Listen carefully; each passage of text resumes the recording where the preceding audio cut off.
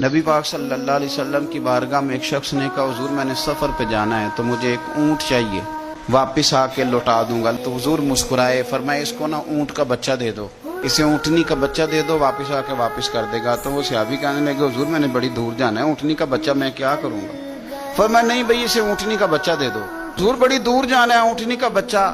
जब वो थोड़ा से परेशान हुए तो हुजूर मुस्कुराए और फरमाया, यार तू मेरी बात को समझ, कोई ऊँट ऐसा है जो किसी ऊँटनी का बच्चा ना हो?